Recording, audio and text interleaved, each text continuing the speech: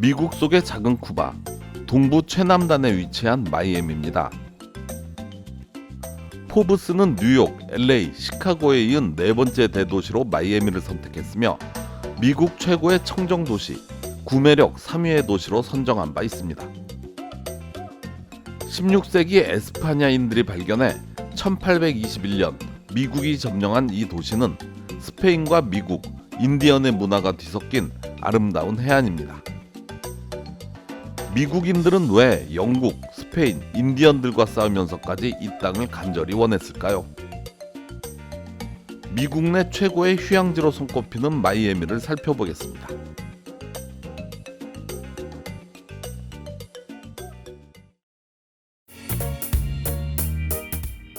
마이애미 하면 가장 먼저 떠오르는 것은 강렬한 햇빛과 함께 어우러진 팜트리입니다.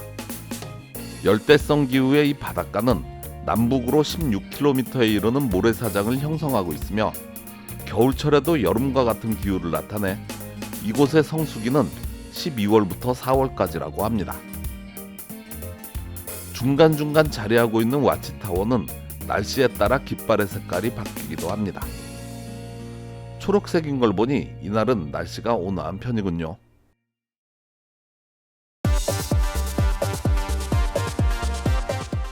마이애미 비치는 노스부터 사우스까지 세 곳으로 나눠져 있습니다. 일반적으로 이야기하는 휴양지는 사우스 비치를 말하는 건데요. 강한 햇빛 아래 서핑은 물론 선탠을 하는 사람들로 가득 차 있습니다. 인근에는 아기자기한 상점들을 비롯해 식당, 술집, 호텔 등이 있어 1년 365일 방문객들의 발길이 끊이지 않는 활기찬 바닷가의 모습을 보여주고 있습니다. 자전거를 대여해 움직일 수 있으며 아름다운 비치를 따라 산책로를 걷는 것도 추천합니다.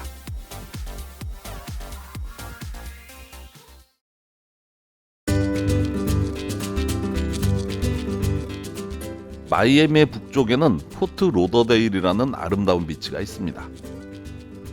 수로가 발달돼 있어서 미국의 베네치아라고도 불립니다.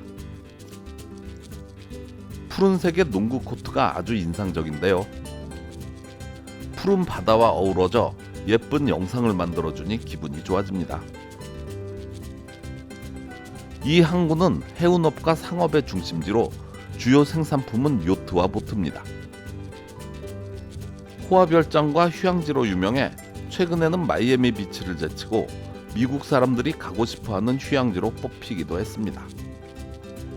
폴트는 요새라는 뜻으로 1838년 제2차 세미놀 전쟁 중에 이곳에 요새가 세워져 당시 사령관 윌리엄 로더데일 소령의 이름을 따 명명했습니다.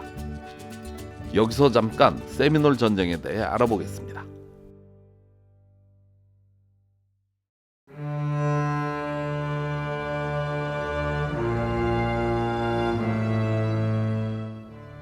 세미놀 전쟁 또는 플로리다 전쟁으로 알려져 있으며 1810년부터 시작해 40년이 넘도록 이어진 인디언 세미놀 부족과 플로리다 간의 세 차례에 걸친 분쟁입니다. 세미놀 부족은 1차 전쟁 때 앤드류 잭슨 장군의 군대에게 침략당했고 2차 전쟁에서는 대통령이 된 앤드류 잭슨의 인디언 강제 이주 정책에 저항하며 전쟁까지 겪어야 했습니다. 세미놀족은 앤드류 잭슨의 A자만 봐도 지긋지긋할 것 같습니다. 현재까지도 인디언들은 세미놀 전쟁을 역사상 미군이 개입한 전쟁 중에 가장 길었던 베트남전을 비유해 인디언의 베트남 전쟁이라고 부릅니다.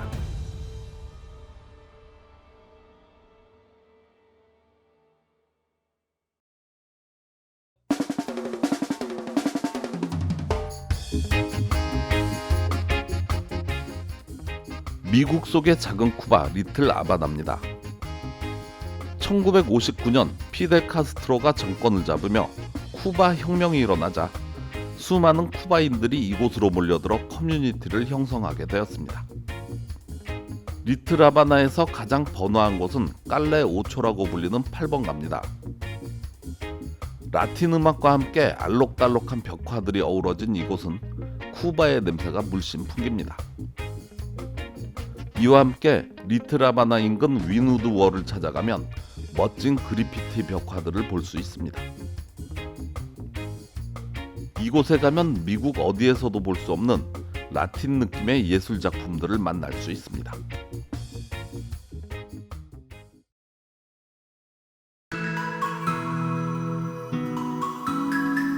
마이애미 항구는 매주 수천 명의 여행자를 카리브해를 비롯한 중남미로 데려가는 크루즈 선박의 본거지로 세계에서 가장 큰 여객 항구로 알려져 있습니다.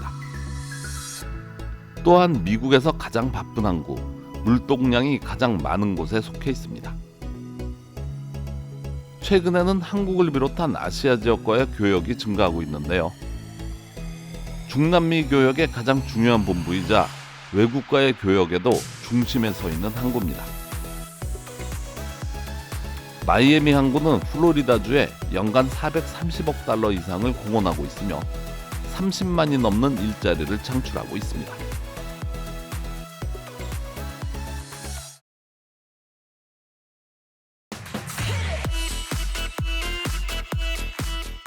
노을이 지면 마이애미 다운타운은 또 다른 분위기를 자아내며 팔색조와 같은 아름다움을 뽐내며 잠에서 깨어납니다.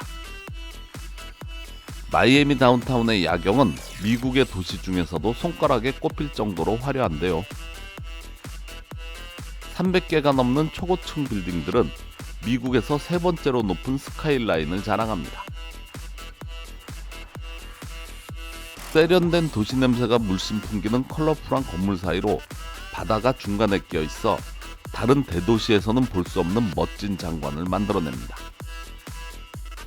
가장 높은 블루 앤 그린 다이아몬드 빌딩 사이로 보이는 바닷가가 일품인데요.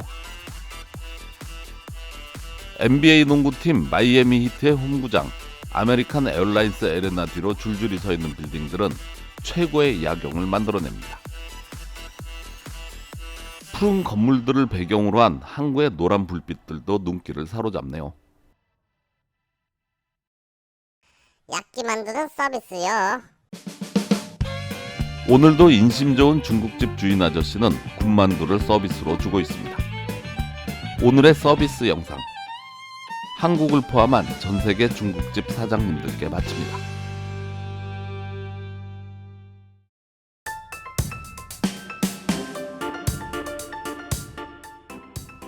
마이애미 반대편에 있는 템파는 숨겨진 보석과도 같습니다. 마이애미만큼이나 멋진 바닷가인데요. 해적선 모양의 크루즈선도 한번 타보고 싶습니다. 템파라는 이름은 인디언어로 가까운 곳에 있는 뗄나무라는 뜻입니다. 쿠바 출신의 이민자들이 늘어나면서 이들은 이보시티에 시가 공장을 세우기 시작했고 이후 담배 제조업이 발달하면서 플로리다 서부의 중심지로 자리매김했습니다.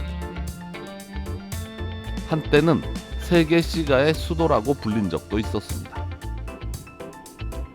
마이애미와 비슷한 날씨를 자랑하며 쿠바의 문화가 깊숙이 스며든 이곳 역시 오늘날 또 하나의 휴양지로 각광받고 있습니다.